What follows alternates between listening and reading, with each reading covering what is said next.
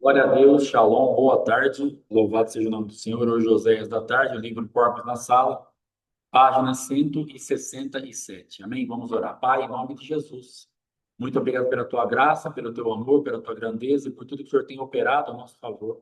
Cobre-nos com o teu sangue, nossa casa, família, mente, alma, espírito, corpo, nossa saúde, nossas finanças. Em nome de Jesus, família, nossos filhos e todas as coisas, ó Pai amado, que são concernentes às nossas vidas, estejam guardadas em nome de Jesus e que possamos avançar glorificando e exaltando o teu nome, em nome de Jesus. Amém e amém. Amém? Então, hoje, página 167, o dedo mínimo na mão esquerda é a autoacusação. Esse demônio faz a pessoa virar-se contra si mesma e destrói seu senso de valor pessoal. Na maioria dos casos, temos encontrado a autoacusação ligada a uma compulsão de confessar. Por exemplo, se a pessoa cair em atos imorais, ela não descansa até ter confessado tudo. Geralmente, a pessoa confessa a quem deveria demonstrar-lhe o máximo de amor. Ela é levada a agir dessa maneira numa tentativa de chocar os outros e forçá-los a dar-lhe atenção. E assim encontra um substitutivo para o amor. Agora notemos a mão direita no diagrama. O dedo médio leva à designação de rebelião. Como temos visto, a rebelião identifica uma das personalidades falsas montada pelos demônios. Esse grupo de demônios pode ser considerado espíritos compensadores para a rejeição. A rebelião é o oposto da rejeição. É um expressivo e turbulento. Um é expressivo e turbulento. O outro é receoso e inseguro. O dedo anular da mão direita representa teimosia, vontade própria. Esse demônio casa a pessoa com desejos próprios. Isso abre o caminho à teima, ao egoísmo e à resistência ao ensino. De novo, vemos a compensação para a rejeição. Desde que a pessoa foi rejeitada ou tem medo da rejeição, ela é levada a mimar-se e a esforçar-se. Assim, ela está tentando suprir as sensações de rejeição. O dedo indicador é chamado acusação. Ele também é um demônio compensador.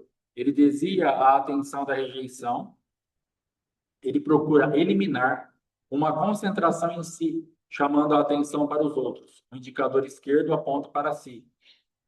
Eu sou o culpado, enquanto o indicador direito aponta para os outros. É você o culpado. E o demônio da acusação que abre a porta para seus companheiros de julgamento. O dedo mínimo da mão direita é auto-engano. Seus colegas são ilusão, autossedução e orgulho. Esses três espíritos de ego inflamam o orgulho. O orgulho é outra compensação para a rejeição. Quem se sente rejeitado quer se sentir importante. O espírito de ilusão vem dizendo: você é verdadeiramente importante. Você é um gigante espiritual ou outro tipo de gigante. O ego abatido agora recebeu o empurrão, mas é tudo demoníaco. Só gera mais frustrações e desapontamentos.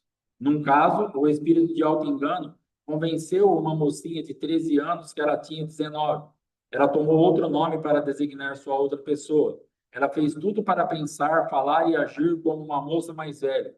Ela foi empurrada além de suas capacidades normais e de sua maturidade normal, e sua opressão aumentou. Por revelação, o Senhor mostrou como os polegares representam a fase paranoia da esquizofrenia. Uma parte dela está representada no polegar esquerdo porque tem suas raízes na rejeição. Ao lado da rejeição estão os espíritos de ciúme e inveja. Os deficientes em relacionamentos de amor recíproco tornam-se ciumentos e invejam quem tem esse amor que satisfaz.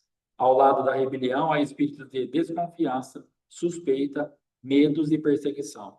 Há outro demônio neste último grupo chamado confrontação com honestidade a qualquer preço. A suspeita e a desconfiança aumentam na pessoa até que ela é obrigada a enfrentar a outra pessoa. Depois da confrontação, a pressão no interior diminui por um pouco de tempo, mas a pessoa atacada tem de cuidar das feridas feitas por ela mesma. A pessoa agindo sob a influência dos demônios da paranoia é bastante insensível a quantas feridas ela cria, ainda que ela seja supersensível às ofensas de outros para com ela. A revelação descrita nos dedos e nos polegares tem sido infalível, assim como tem sido julgada por numerosos ministérios com os esquizofrênicos. Não há falha nenhuma. Os demônios notados na mão esquerda são exemplos de outros espíritos geralmente encontrados ao lado da rejeição. Haverá variações de pessoa para pessoa. A lista é sugestiva e não exaustiva.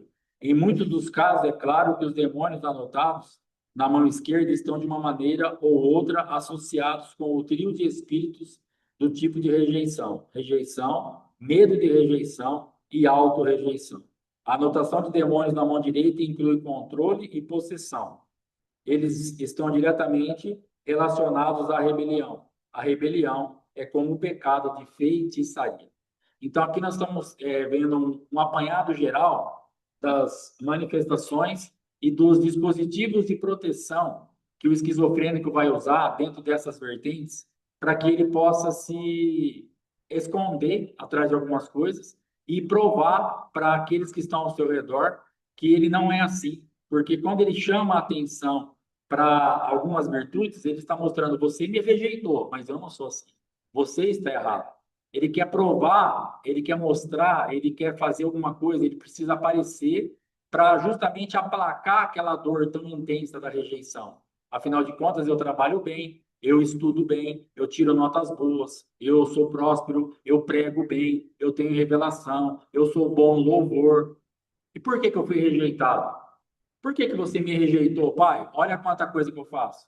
Por que você está me rejeitando, esposa? Olha quem eu sou. Por que você está me rejeitando, filho? Olha, entendeu? Então você vai ver as manifestações dentro desses campos, onde a pessoa ela vai usar armas demoníacas para tentar arrumar outros problemas também demoníacos. E esse, então, não é o caminho, definitivamente, que nós temos que usar para sair desses ambientes. Serão só armas que vão, gatilhos que vão impulsionar ainda mais o nível de esquizofrenia, de bipolaridade, de opressão, de medo, de rejeição. Todas essas coisas trarão mais frustração ainda, porque a pessoa ela quer sair dessa situação sem Cristo. Ela quer provar que ela não é aquilo sem a cruz.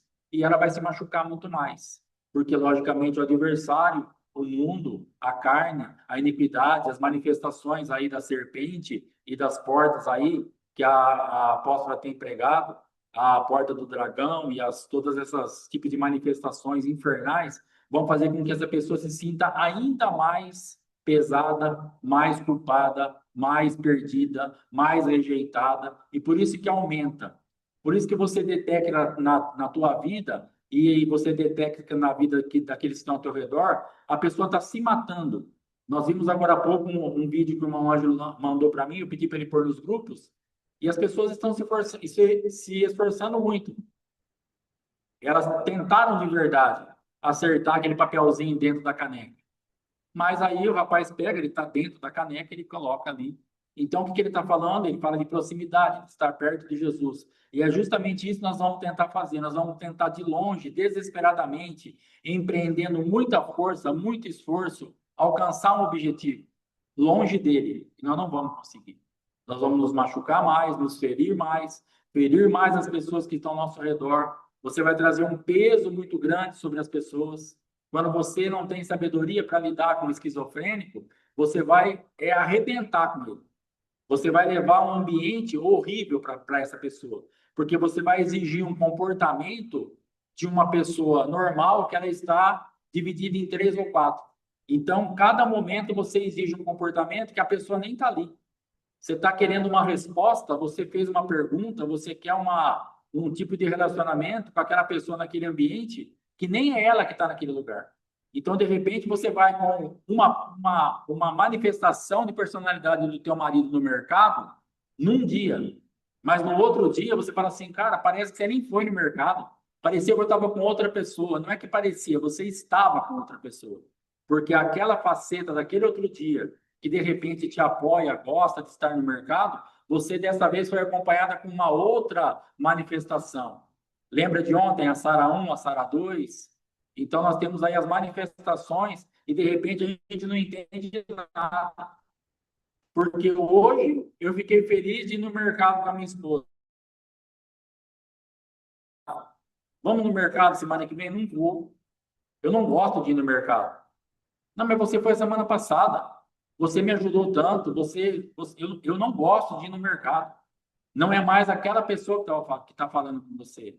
E aí você vai ter que ter uma sabedoria, um amor tremendo para conseguir lutar com essas vidas, com essa vida fragmentada, com essas várias manifestações, com essas personalidades, para expulsar tudo isso e achar a pessoa verdadeira dentro desse campo. Então, é um trabalho assim bem árduo, bem difícil, bem penoso, e que nós vamos ter que decidir o que nós queremos ou não fazer aí para que as pessoas e a nossa própria vida fique livre dessas manifestações.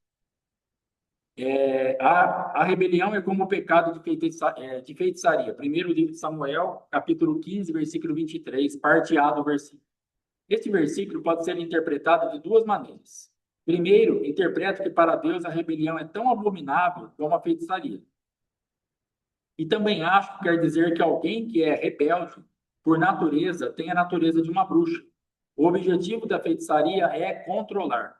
É o controle sobre outra pessoa pelo uso, ciente ou não, do poder dos espíritos maus.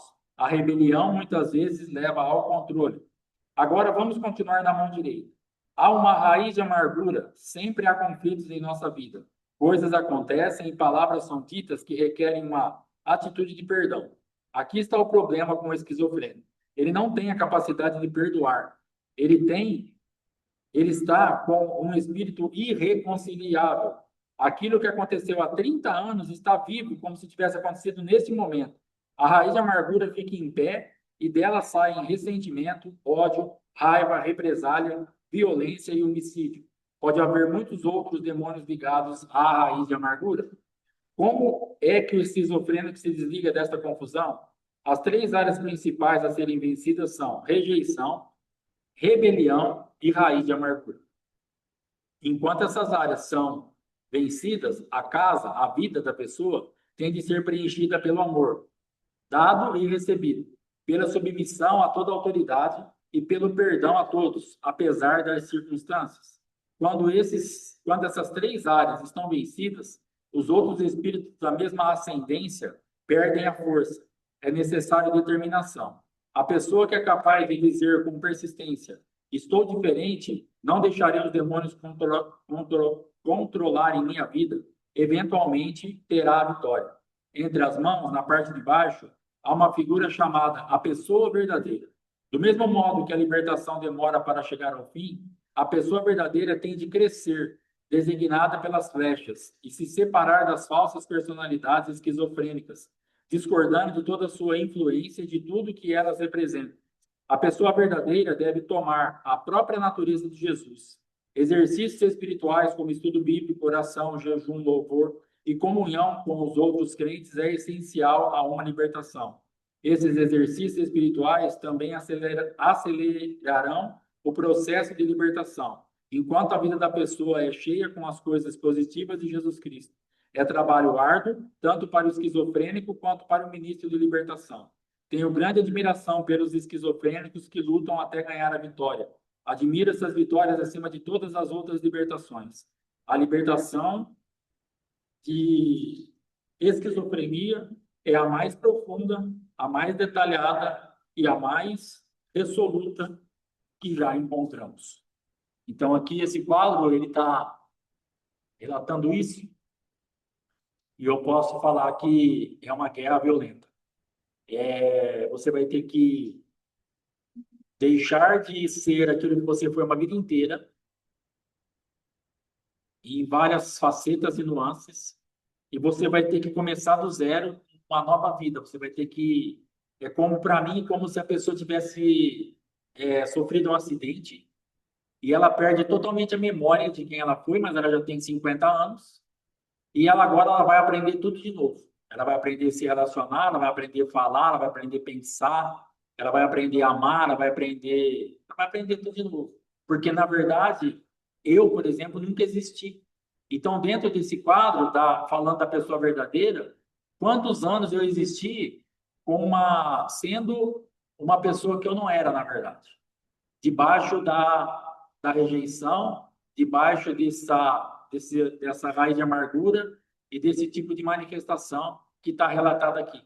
Então, é algo assim muito delicado mesmo para se mexer, porque você que convive ou você que está detectando algumas coisas na sua vida, você vai ter que entender que vai começar muitas coisas do zero. E você pode falar, apóstolo, eu não estou afim, cara. Já estou com 30 anos de casamento, eu vou abandonar o bar. Beleza. Você que sabe, vai ser você com Jesus. Se Jesus falar para você, tudo bem.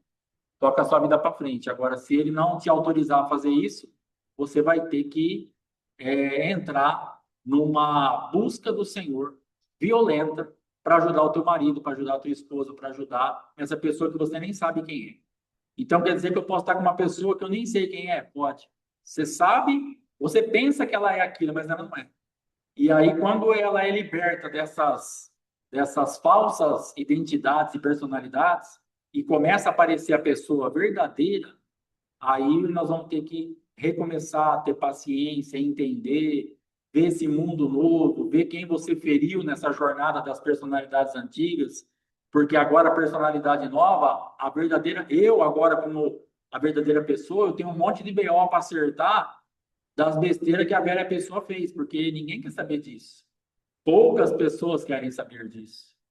Eu tenho eu tenho uns parentes que estavam para vir aqui em Duartina, eles vieram em Bauru, e aí me ligaram, nós vamos na sua casa amanhã. Eu falei, não vai. Eu não tô legal, não tô bem, não quero ninguém em casa, não vem. E eu não acertei isso até agora. Tá em aberto lá. Tô esperando um comando do Senhor para poder mexer, porque é um vespeiro absurdo. Porque eu sei que a hora que eu mexer nisso, eu vou ouvir um monte de coisa, então eu tenho que estar preparado para ouvir.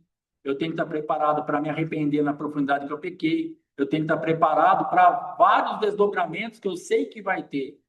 Porque o que aquele cidadão fez na personalidade do Alexandre 1, 2, 3, 10, 20, de falar não vem, eu não quero, eu não estou bem, não vem, acabou. Hoje o novo Alexandre vai ter que acertar. Só que agora a bomba ficou para mim. A pessoa, não adianta falar para ela, viu, era esquizofrênico, era o Alexandre 2, ele nem existe. Vai adiantar falar isso? A pessoa vai falar, viu, você não quer ir para o raio que parta? Você não quer ir plantar coquinho?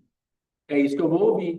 Então, o que eu tenho que fazer? Vou ter que assumir esse problema de frente, e eu vou ter que voltar restaurando esses lugares que eu fui deixando em aberto, e que agora o Alexandre, a pessoa verdadeira, é a responsável de acertar muitas coisas daquele que era o 1, o 2, o 3 ou o 10.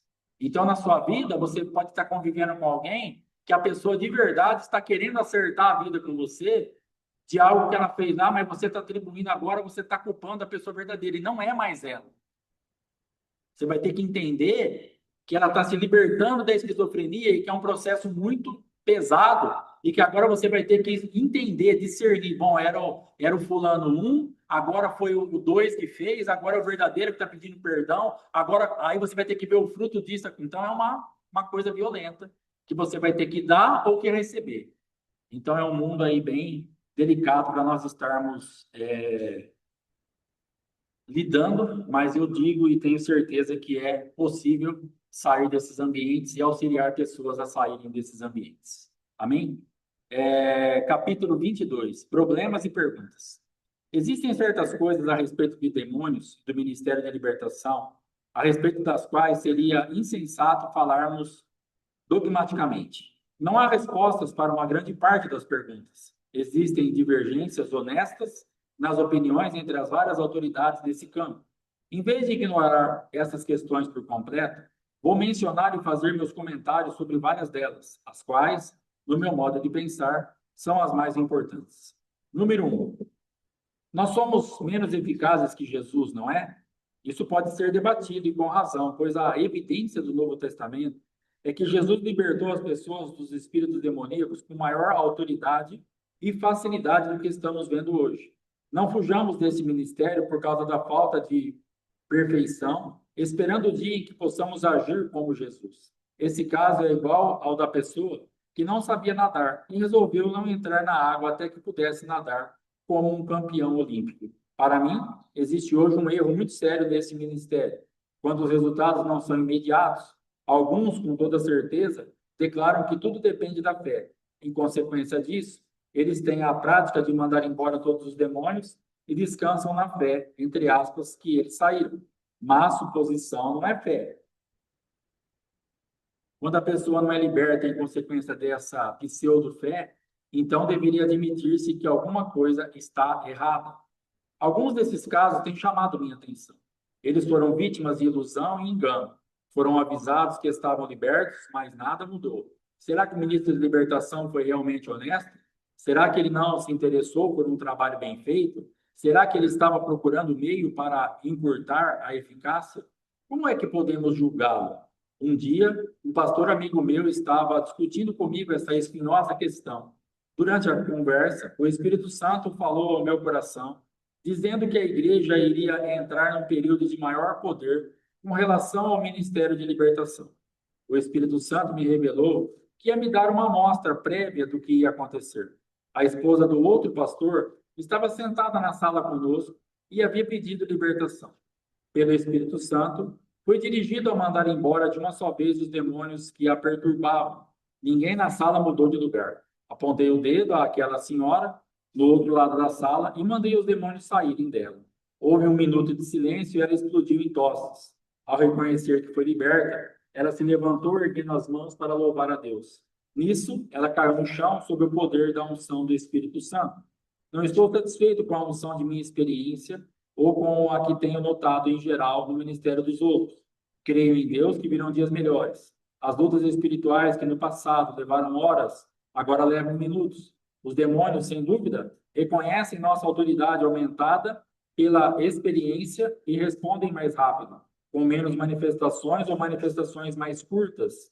Em alguns casos, os demônios nas pessoas que estavam na mesma sala, onde estávamos ministrando, gritaram, simplesmente por reconhecer que nós éramos perigosos e uma ameaça para eles. Parece que isso é um paralelo à experiência de Jesus, quando ele entrou na sinagoga e um espírito imundo presente num homem bradou. Veja Marcos 1, 23 a 26. Fiquemos abertos ao ensino do Espírito Santo. Sem dúvida, o problema é dos homens e não de Deus. Então, nesse quesito, o que eu entendo? Há, sim, uma diferença, uma discrepância muito grande do ministério de Jesus para com o nosso. E aí nós podemos aventar alguns motivos. A parte de identidade bem resolvida, de estar realmente encaixado no propósito de Deus totalmente, não ter nenhuma nada. Jesus falou assim, você não tem nada em mim. Então, quem pode falar isso hoje?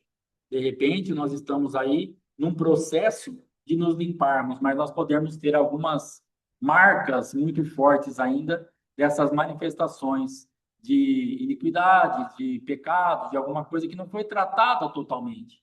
Porque, irmãos, nós temos entendido que as coisas são muito complexas.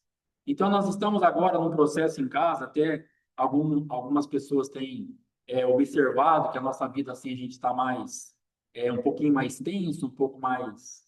Está mais difícil os últimos tempos. Por quê? Porque essa última etapa que nós entramos agora, ou esse último entendimento que eu tive a respeito da vida da minha esposa e esse processo todo, ele está muito pesado porque é algo muito difícil de limpar, de acertar, de se. Porque, de verdade, às vezes a gente olha e fala assim: ah, já está pronto, apóstolo Alexandre, apóstola Fátima, em nome de Jesus, agora na Páscoa, vão ser confirmados como apóstolos, não vai dar tela azul, louvado seja o nome do Senhor, eles estão. Mas, gente, tem muita coisa para fazer, tem muita coisa para acertar. E aí o que acontece? De repente, eu vou lidar com uma certa situação onde eu não vou ter autoridade, onde eu não vou ter discernimento, onde eu não vou ter realmente uma voz que faça com que aquele mundo espiritual se mova tão rapidamente como se fosse o de Jesus.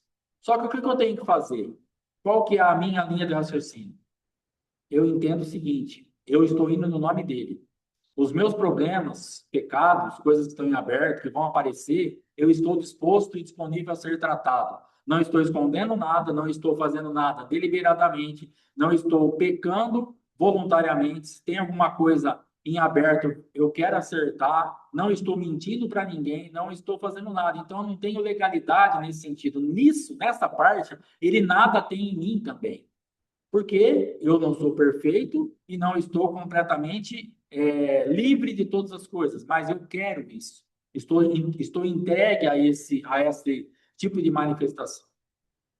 Agora, se Jesus iria libertar uma pessoa em meia hora ou 10 minutos e eu vou gastar um mês, o problema ou a solução é nós continuarmos. Porque se nós entrarmos nesse campo de comparação, seja com Jesus ou com outro ministro de libertação qualquer, nós teremos problema. E é o exemplo que ele está dando. Você não sabe nadar nem daqui ali na cadeira, mas você vai estar esperando, você está pronto para nadar, para fazer uma natação olímpica. Como? Você vai ter que entrar numa piscina mais rasa, mais curta, e você vai ter que desenvolver isso. Então, hoje, apóstolo, né, mas eu fiquei 4 horas para expulsar um demônio, uma coisa simples. Beleza, vai para o próximo. De repente, no próximo vai gastar 3, de repente, no próximo vai gastar 2. E daqui a pouco você vai começar a fazer isso em minutos.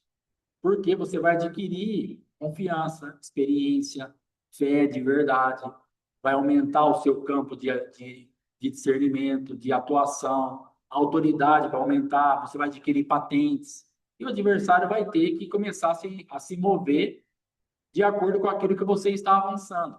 Então, o segredo do sucesso é não desanimar, é não entrar em nenhum tipo, vou deixar, porque se fosse o fulano, se fosse o ciclano, se fosse uma renúncia do apóstolo Éder, aqui já estava todo mundo. Agora eu fiz a renúncia e não aconteceu nada. Faz outra. Por que agora? Eu não vou ficar chamando o apóstolo Éder para fazer renúncia com as pessoas que eu estou cuidando. Então, eu vou ter que fazer.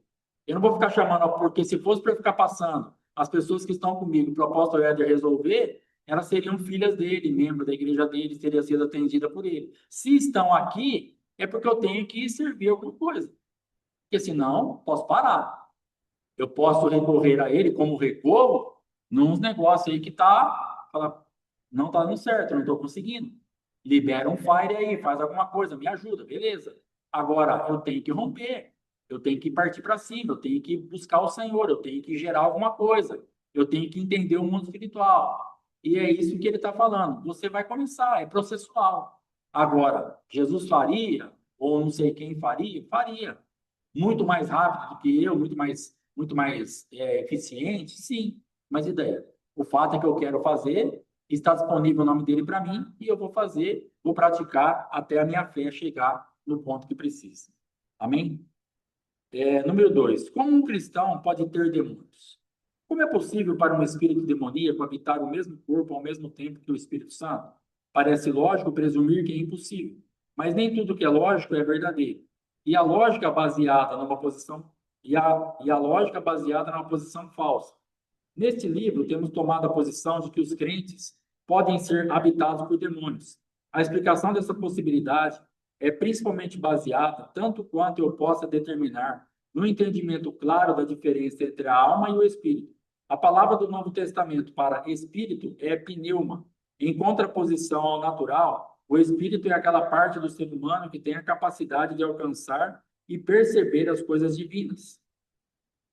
Ora, o homem natural não aceita as coisas do Espírito de Deus, porque eles são loucura, e não pode entendê-las, porque elas se discernem espiritualmente. A palavra alma é psique. Ela significa as emoções, o intelecto e a vontade. Paulo nos mostra que o corpo humano consiste de 3 partes. O mesmo Deus da paz nos santifique em tudo. Vosso espírito, alma e corpo sejam conservados íntegros e irrepreensíveis na vida de nosso Senhor Jesus Cristo. 1 Tessalonicenses 5:23. A Bíblia ensina que antes da salvação, o homem está morto em seus delitos e pecados. Efésios 2:1. Tal homem não está morto fisicamente. O coração dele ainda está batendo. Ele está morto espiritualmente. Ele não tem comunicação nenhuma com Deus.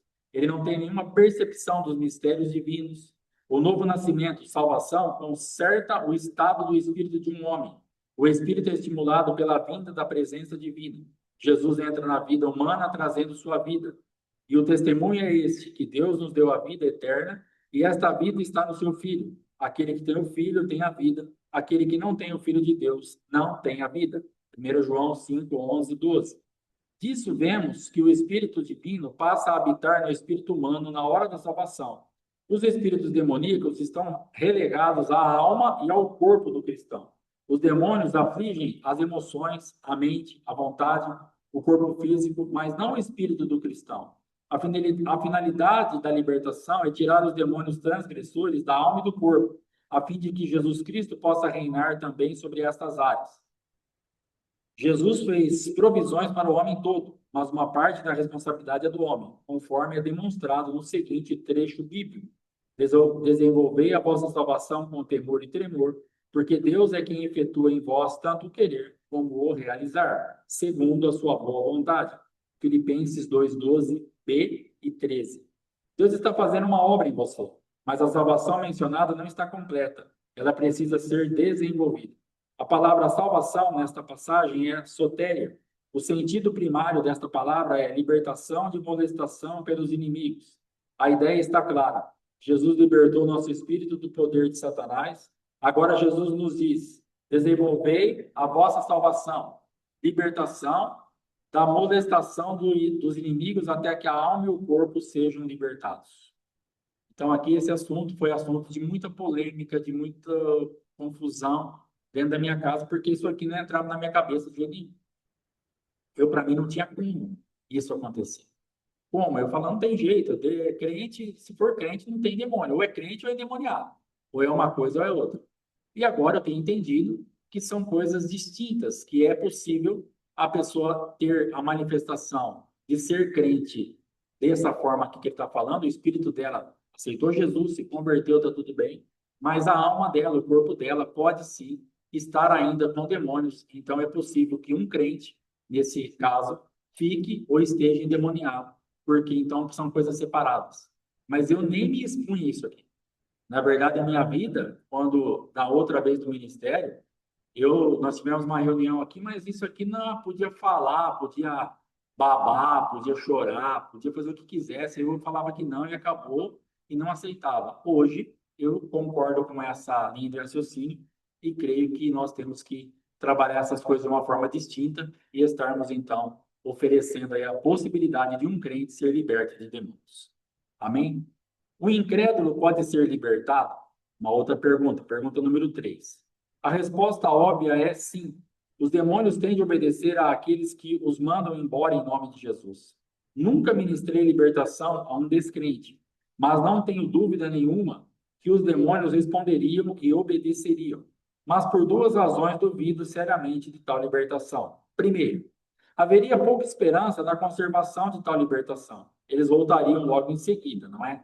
A pessoa tem de resistir pessoalmente ao demônio, e ela não tem base para fazê-lo, a menos que esteja submissa ao Senhor. O pecado abre porta para a entrada dos demônios, e um pecador incrédulo, sem o arrependimento dos seus pecados, torna-se vítima do diabo. Então aqui entra aquela parte de irresponsabilidade, falta de conhecimento, quando você usa o poder do nome de Jesus Cristo para pegar uma pessoa no aleatório, pessoa que não tem quem vai cuidar dela, não tem um lugar, um pastoreio, não tem uma paternidade, não tem um lugar que ela congrega, e você expulsa o demônio da pessoa. É óbvio que vai sair. Eu também creio nisso. Eu não dependo da fé da pessoa. Ela é incrédula. Mas eu vou estar exercendo a minha fé, minha autoridade em Cristo para expulsar aquele demônio. E para aquele demônio, na verdade, nessa situação, é até vantagem que ele saia rápido. Porque sabendo que aquela pessoa vai ficar vulnerável, ele vai poder sair, pegar 7 piores do que ele e voltar. Vai ser vantagem para as trevas. Vai ser um desserviço para o céu e um serviço prestado diretamente ao inferno e aos demônios. Você fazer um trabalho desse, tão irresponsável e inconsequente. Então, tomar muito cuidado com isso. Não, eu tenho fé, eu expulso. Tá, mas quem vai cuidar? Responsabilidade sua. Porque você tornou o estado daquela pessoa pior do que antes. Porque se você deixasse ela com aquele demônio, agora ela está com 8. Porque você expulsou. Você manifestou ali o poder de Deus e em nome de Jesus teve que sair. O demônio sai. Só que não tem quem cuida, não tem quem pastoreia, não tem quem dá alimento espiritual, não tem quem prega para a pessoa, ela não congrega, e quando o demônio vem, a casa está limpa, ornada, ela não tem resistência, e ele se apodera e o estado daquela pessoa vai se tornar pior do que antes. Então, esse é o caso, um dos motivos que ele não faz. Vamos ver o segundo ponto. Em segundo ponto, de acordo com as Escrituras Sagradas, A libertação de um incrédulo poderia contribuir para uma piora, em vez de uma melhora. Note-se em Mateus 12, 43, 45, que quando um espírito maligno é expulso, ele fará tudo para voltar. Se nada de Deus é posto no lugar vazio, o espírito maligno pode voltar trazendo outros demônios até piores junto com ele, de modo que o último estado daquele homem torna-se pior do que o primeiro, que é o que a gente estava falando. Não vejo base nenhuma para ministrar libertação a um incrédulo, a não ser por uma ordem do Senhor. Somente Deus sabe o futuro e se a pessoa vai aceitar Cristo como seu Salvador. Ainda mais, qual seria o motivo de um incrédulo em desejar libertação? Em sua incredulidade, o motivo não deve ser o de glorificar a Deus. O motivo dele seria puramente egoísta. O motivo de libertação não é uma brincadeira, nem um jogo. É somente para aqueles que levam Deus a sério. Ora, a questão não é o incrédulo poder ficar liberto, mas se deve o incrédulo receber a ministração de libertação. Normalmente, o espírito tem que ser liberto primeiro, e isso acontece através do novo nascimento. Então aqui vai falar, tanto na primeira como na segunda, a gente já respondeu aqui, já explicou que, então, por que a gente não faz isso? Quarta pergunta. Sendo expulsos, o que acontece com os demônios? A Bíblia não fala muito sobre esse assunto. Nossa referência principal é Mateus 12:43. Quando o espírito imundo sai do homem, anda por lugares áridos procurando repouso, porém não encontra. Nosso problema é saber até onde devíamos deixar a interpretação desse versículo ser literal. Uma vez que os demônios não são seres, uma vez que os demônios são seres espirituais, como seriam afetados por um lugar árido? Talvez as palavras sejam meras figuras. Assim, elas mostram os demônios andando e percorrendo um lugar fora da habitação humana. O demônio é inquieto e insatisfeito fora do corpo humano, pois a única maneira em que ele pode perpetuar seus desígnios maus é habitando e controlando uma vida humana. Há um trecho muito interessante no livro de Jó, no Antigo Testamento, que descreve bem o quadro daqueles que percorrem lugares áridos, já que o livro de Jó é sobre um homem sob o ataque de Satanás. A descrição tem mais sentido. Durante as libertações, tem usado essa passagem contra os demônios, lembrando-lhes que eles vão para lugares áridos. Os demônios são atormentados. Ao ouvir a leitura dessa passagem, parece que eles entendem melhor que nós parece que eles entendem melhor que nós o que o capítulo descreve. Examine o capítulo 30 do livro de Jó por completo, do qual destacamos aqui somente uns versículos. De míngua e fome se debilitaram, roem os lugares secos, desde muito em ruínas e desolados. Apanham malvas e folhas dos arbustos e se sustentam de raízes de zimbro. Do meio dos homens são expulsos. Grita-se contra eles, como se grita atrás de um ladrão. Habitam nos desfiladeiros sombrios, nas cavernas da terra e das rochas. Bramam entre os arbustos e se ajuntam embaixo dos espinheiros. São filhos de doidos, raça infame, e da terra são escorraçados. Então, aqui essa parte para onde os demônios vão.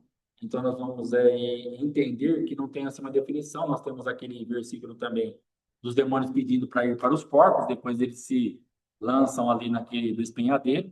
E esses lugares áridos, para mim, é justamente esse lugar de perturbação mais intensa ainda. Porque o repouso, quando um demônio consegue estar habitando num corpo humano, ali para ele fica como um repouso, como um esconderijo. Ele é um demônio, ele está em perturbação, mas ele está atuante.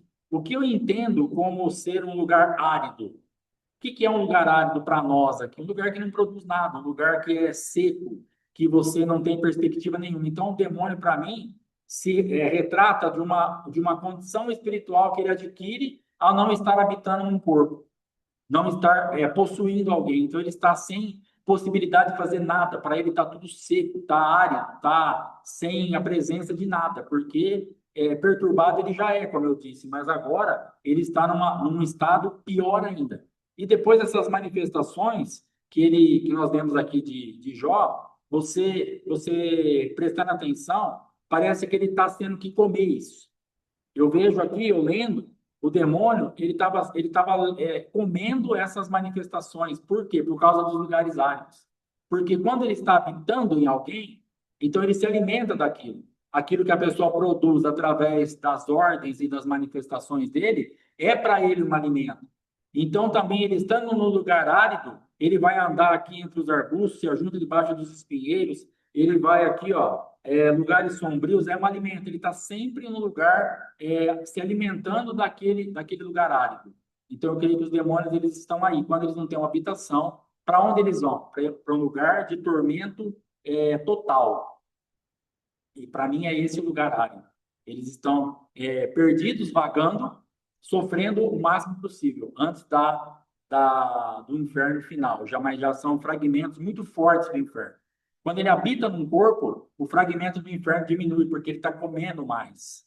A vida humana, o homem alimenta muito o demônio, então para ele aplaca aquele sofrimento. Quando ele não tem isso, então ele está debaixo de uma manifestação muito mais forte do inferno.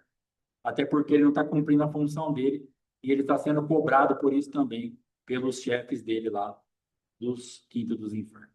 Amém? Número 5. Podemos indicar para onde os demônios têm de ir? Essa pergunta está relacionada com a anterior. Além de dizer-nos que os demônios expelidos andam por lugares áridos, não há sugestão nenhuma daquilo que acontece com eles. Não há registro nenhum de que Jesus ou seus discípulos impuseram qualquer julgamento aos demônios, mandando-os ao inferno, ao abismo ou para qualquer outro lugar. Parece que os demônios bem entendem que seu julgamento final ainda vem no futuro. Eles indicaram isso ao falar através do gadareno endemoniado. E eis que gritaram: "O que temos nós contigo, ó Filho de Deus? Vieste aqui atormentar-nos antes do tempo?" Então, aqui está falando justamente isso. Eles estão, por enquanto, a função dele é estar aqui. Não adianta a gente mandar, vai para o inferno, você está preso, você está trancado, não existe isso. Então, é disso que ele está falando, não vai ter isso, não vai ter base bíblica para isso, porque ele está para desempenhar essa função. Não chegou o tempo desse juízo final. Então, no momento, ele vai ficar por esses lugares áridos até ele conseguir uma nova habitação. É como se ele fosse despejado de uma casa e ele vai começar a procurar recurso até conseguir alugar outra. Ou até ele precisa de uma habitação. Enquanto isso, ele vira um demônio andarilho. Ele está aí, ele está na pior condição demoníaca de um demônio. Ele está no lugar árido, sofrendo mais ainda, sem ter do que se alimentar, sem ter como trabalhar, como se ele tivesse desempregado, para a gente entender, como se ele tivesse sido mandado embora do emprego, ninguém emprega ele, ele está andando em lugar árido, o recurso acabou, ele não tem dinheiro para comprar nada e ele está debaixo dessa manifestação dos espinheiros e dos arbustos e das coisas aqui que nós vemos nos desfiladeiros sombrios. Então, é esse lugar que os demônios, por isso eles são desesperados para ter uma habitação, que eles estão aí ao relento, digamos assim. As escrituras não nos autorizam a atormentar os demônios antes do tempo. Esse tempo é estabelecido somente por Deus. Podemos mandá-los a outro país ou localidade? O demônio que se identificou como legião pediu para que Jesus não o mandasse para outro lugar e rogou-lhe encarecidamente que os não mandasse para fora do país. Pela leitura desse versículo, parece que os demônios podem ser mandados para outras partes do mundo. Isso devia ser feito em todas as vezes ou apenas em certos casos? Houve casos em que fui dirigidos pelo Espírito Santo a mandar que demônios fossem para um país específico. Nesses casos, ouvi deles protestos violentos. Um demônio que implorava para não mandá-lo à África, queixando-se de que lá faz calor demais. Ai, demônio agora com calor. Há poder no sangue de Jesus. Por uma razão ou outra, eles preferem ficar em certa localidade. Por que os espíritos malignos no Gadareno pediram entrada nos suínos? E por que Jesus o concedeu? Certamente Jesus não estava de acordo com os demônios. A razão dele deveria estar baseada no bem-estar do pobre endemoniado. É minha própria teoria que o homem teria sido bastante arranhado pela legião dos espíritos, resistindo à ordem de Jesus. Jesus nunca impediu que os demônios maltratassem a pessoa ao saírem. Desde que os demônios tivessem o destino certo, eles não resistiriam. No entanto, os suínos logo foram destruídos. E mais uma vez os demônios ficaram sem casa. Os demônios preferem habitar corpos humanos. A segunda preferência deles é habitar num animal. Não me alegro muito ao saber que, se o demônio não pudesse habitar em mim, ele preferiria um porco. Os demônios podem habitar e realmente habitam em animais. Então, aqui, essa parte de mandar para uma localidade é um negócio assim. Imagina a gente, aqui no Brasil, fazer um acordo entre as igrejas, todos os ministros de libertação, mandando os demônios para um outro país, parecia uma coisa meio complicado, então a gente precisa pensar um pouco melhor nisso, estudar melhor, pedir mais revelação, mais entendimento, que senão daqui a pouco o demônio fala, não me manda para a África que está calor, me manda lá para o Canadá, que é -30, que eu gosto de frio, e a gente vai ficar aí, então a gente precisa pensar melhor nesse negócio aqui. Número 6, podemos proibir a volta dos demônios à pessoa já libertada? Aprendemos que Jesus não permitiu a volta do demônio em uma ocasião. Foi no caso do rapaz possuído por um espírito mudo e surdo, trazido a Jesus pelo Pai. Vendo Jesus que a multidão concorria, repreendeu o espírito imundo, dizendo-lhe, espírito mudo e surdo, eu te ordeno, sai deste jovem e nunca mais tornes a ele. Parece que foi uma exceção, como vimos em Mateus 12, 43, 45. Um demônio tentará voltar e vai conseguir entrar, se a pessoa libertada não fizer nada para impedir. No caso de crianças, os pais são responsáveis pela proteção espiritual dos filhos. O pai, no caso citado, mostrava uma fraqueza em sua fé, dizendo, creio, ajuda-me na minha falta de fé. Jesus estava fortalecendo a fé do pai quando foram interrompidos pela multidão.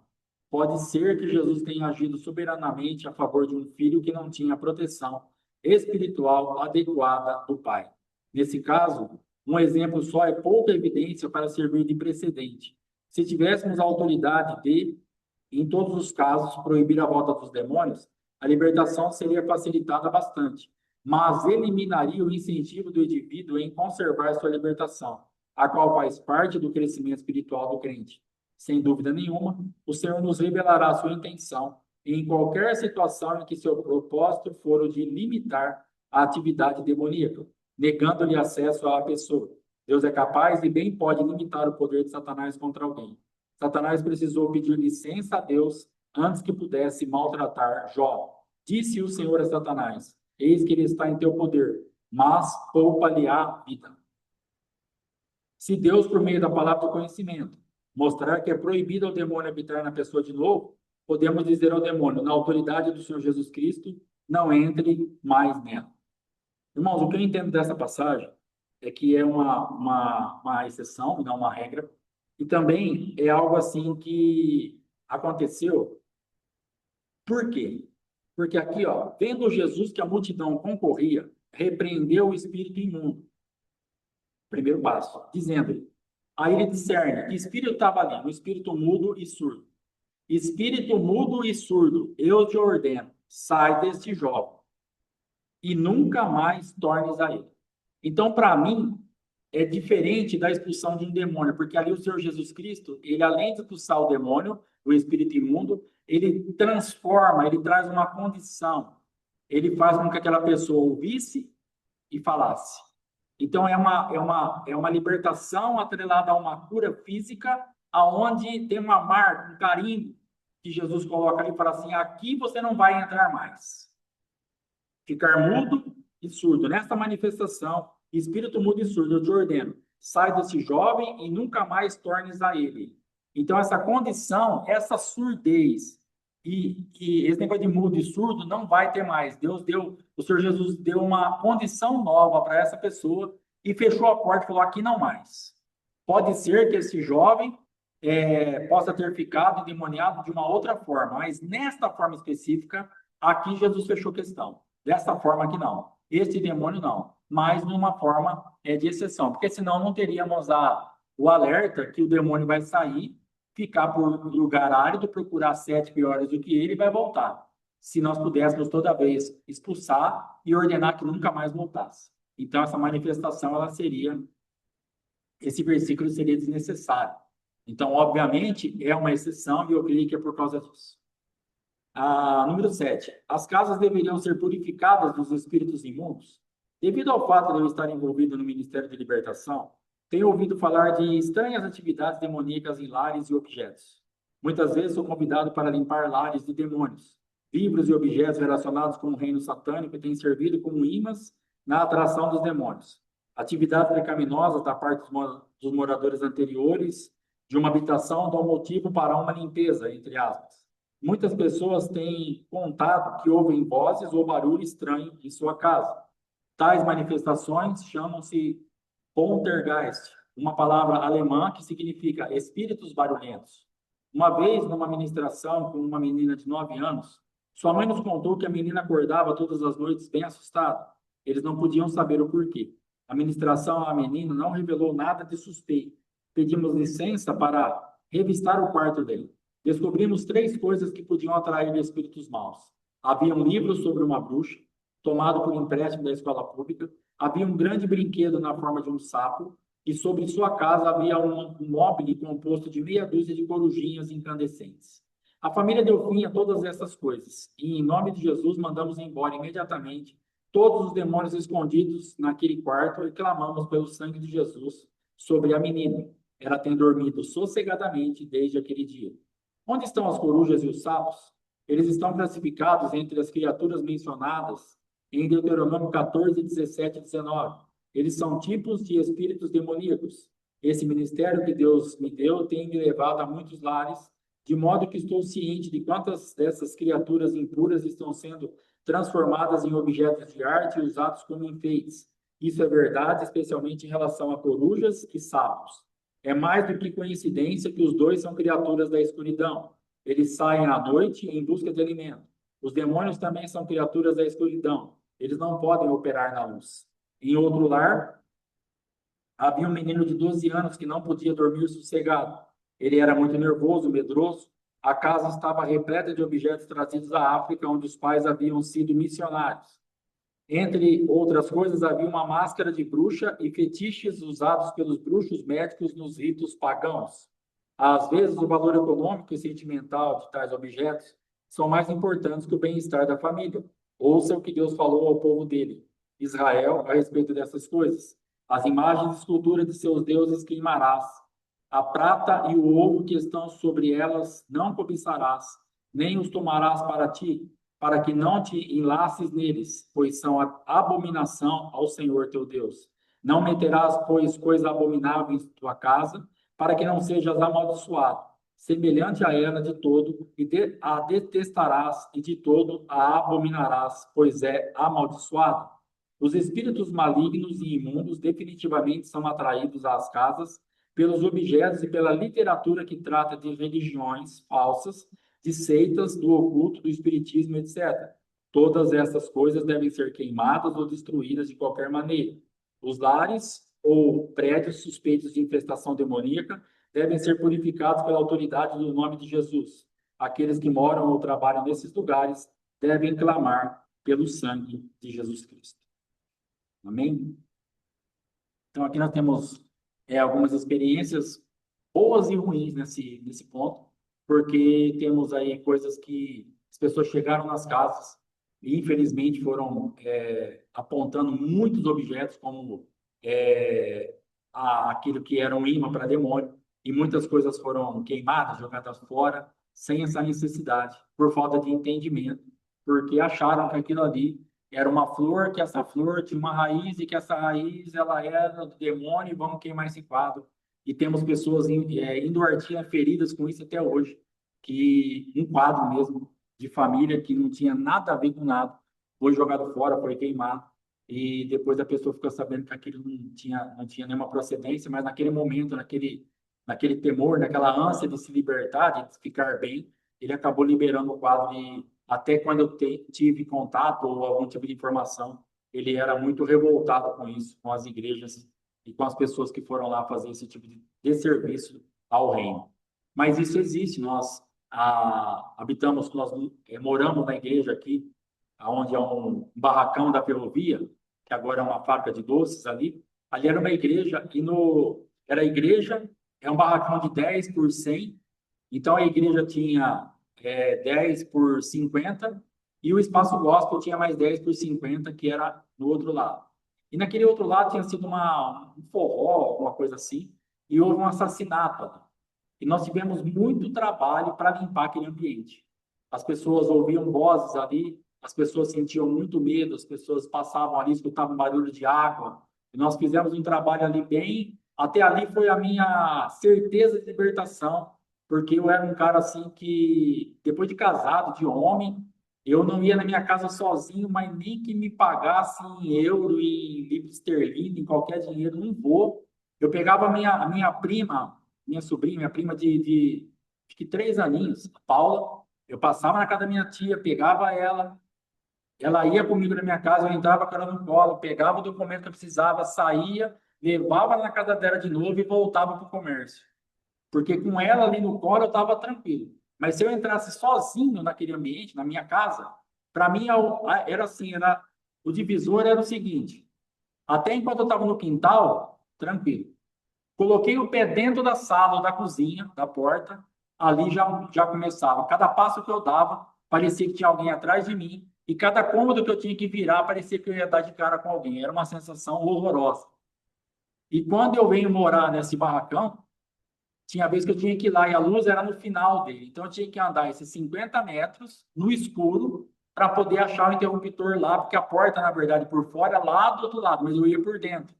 E eu ia de boa ali, mesmo sabendo de toda essa história. Então ali eu fiquei sabendo, cara, eu tô liberto mesmo, não tenho mais medo, porque ali era para eu ter dado uma pipocada boa na missão. Então, e aí que é o problema. Então, as pessoas vão tirando e não tem nada. Agora tem um livro do Rebolo que fala sobre é, corpos residuais. A gente tem um cuidado, por exemplo, quando a gente viaja, a gente chega no hotel, a gente ora, a gente faz uma limpeza dos corpos residuais, daquilo que ficou naquele lugar. Quando a gente faz esse trabalho. Então, isso existe, isso eu creio, mas temos que ter cuidado com os excessos. Então, temos que ter cuidado com os excessos para a gente não trazer aí escândalo em nome de Jesus. Vamos encerrar aqui isso daqui, vai atrasar 4 minutinhos. É necessário chamar os demônios pelo nome específico para expulsá-los? Coisas interessantes surgem durante a ministração de libertação a respeito dos nomes ou das designações dos demônios. Às vezes eles saem sem serem identificados. Tal tipo de libertação pode continuar por 1 hora ou mais, sem que chamemos espíritos específicos. Em outras situações, acontece que demônio nenhum sairá até que ele seja chamado por seu próprio nome. Em certa ocasião, eu tinha mandado o espírito de rejeição sair. Mais tarde, o demônio do medo de rejeição foi discernido. E eu lhe perguntei: por que você ainda está aí? Por que não saiu como rejeição? Respondeu o demônio: porque você não me chamou pelo meu próprio nome. Não sou rejeição, mas sou medo de rejeição. Os demônios costumam responder à descrição daquilo que eles mesmos provocam. Por exemplo, você, demônio, que está fazendo com que esta pessoa tenha pesadelos à noite.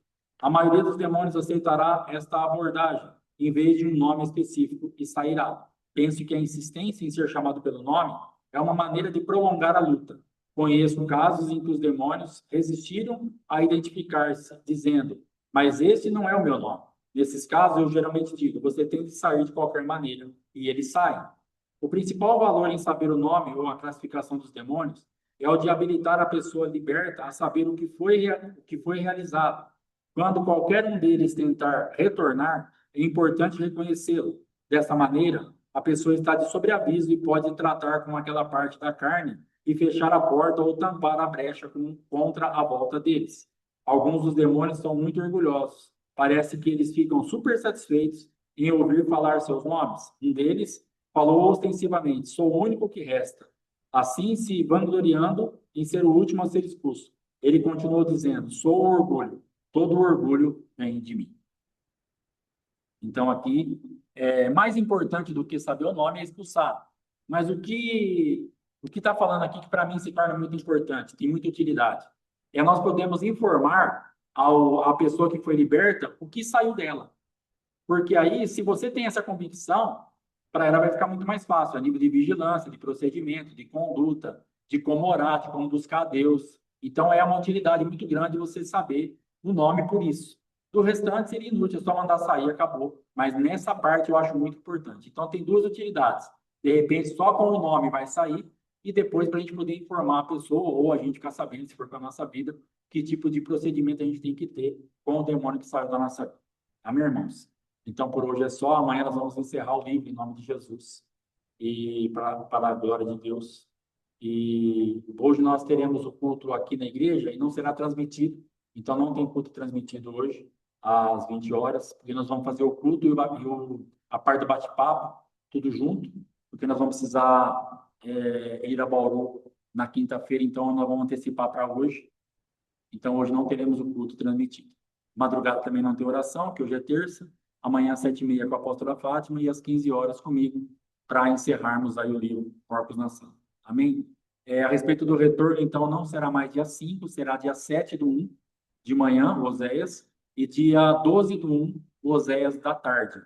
Então, era dia 5, tanto de manhã como à tarde. Então, mudou. Dia 7/1, de manhã, volta, e dia 12/1, o da tarde. Amém? Você que quer ofertar aí na nossa viagem, você pode procurar no grupo aí a chave Pix, em nome de Jesus. A missionária Fátima está encarregada de informar os irmãos aí, já foi falado da data ontem, acho que volta dia 19/1, as ministrações daquelas diárias, então vai ser dia 19, agora encerra, depois vai voltar dia 19/1, se eu não me engano, mas aí é com ela. Tem as ministrações também para a missionária Geni, é isso mesmo, né? Dos cultos de quinta, que também vai ter um recesso. Então, nós vamos trabalhando em cima desses pontos aí. Amém, irmãos? O que mais? Eu tinha mais um recado para dar. Ah, sim. Na sexta-feira vai ter o Shabat, o último Shabat desse ano. Depois, nós vamos dar um tempo, vai ficar os grupos vão ficar abertos até sábado de manhã. Então, se você quiser mandar ali o testemunho que você não mandou ainda, algum agradecimento, algum encerramento de alguma coisa, aproveite até no sábado de manhã. Quando amanhecer o dia, no sábado, nós vamos silenciar os grupos, os três. Então, só vai ficar a minha vida, a apóstola Fátima, a missionária Fátima e a missionária Geni, que não me deu a resposta ainda, eu acho, mas ela creio que ela vai aceitar. Nós vamos ficar ali como administradores do grupo, se precisarmos colocar alguma coisa durante o recesso. Então, vai estar fechado. Se você quiser falar alguma coisa, qualquer coisa que você queira se manifestar, você vai ter até sexta de madrugadinha para colocar. Amém? Então, eu creio que é isso. Deus abençoe. Shalom, muito obrigado. Fogo no bicho.